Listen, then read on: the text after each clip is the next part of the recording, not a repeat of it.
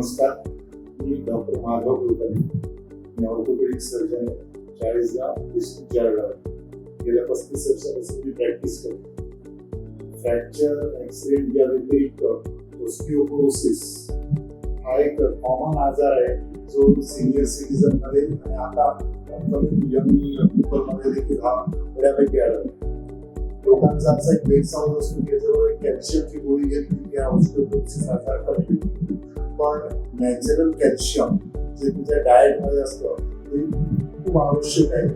Artificial chemical गोळीपेक्षा natural calcium हे जास्त महाग आहे. कारण जी कॅल्शियमची गोळी तुम्ही जी खाता ही एक केमिकल आहे. हे केमिकल तुमच्या शरीरात गरज कॅल्शियमची, तुम्ही प्रत्येक वेळेला कॅल्शियम तुमच्या शरीरात किती आहे तुम्ही मोजू शकत नाही. त्यामुळे कदाचित कॅल्शियमची गरज नसेल तरी हे केमिकल कॅल्शियम ऍब्सॉर्ब केलं जातं. ऍब्सॉर्ब केलं जाऊन हे ब्लडमध्ये सर्क्युलेट होतं आणि मग हे अननेसेसरी एक्स्ट्रा कॅल्शियम तुमच्या किडनीतून एक्सक्रीट होतं. त्याचे ट्रेमेंडस साईड इफेक्ट आहे जे की किडनी स्टोन तयार करू शकतो. म्हणून केमिकल आर्टिफिशियल कॅल्शियमच्या गोळ्या म्हणजे पेशंट बरेच वेळा मला म्हणतात, सर आता त्या हाडं दुखतात, गुडघे दुखतात, कॅल्शियमची गोळी द्या.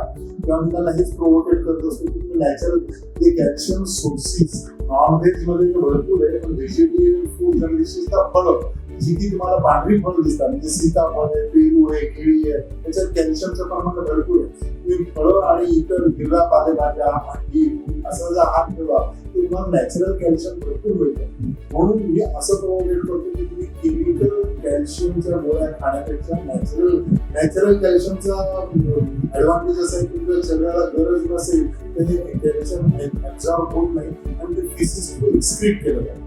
म्हणून केमिकल कॅल्शियमच्या गोळ्या तुम्ही डॉक्टरांकडे पण डिमांड करू नका आणि सांगू नका की मला कॅल्शियमच्या गोळ्या द्या.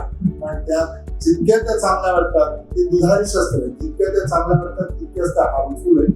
त्यामुळे ऑस्टिओपोरोसिस साठी कॅल्शियमच्या गोळ्या हा पर्याय नाही. तर नॅचरल फूड मधलं कॅल्शियम इम्प्रूव्ह करणे हा बेस्ट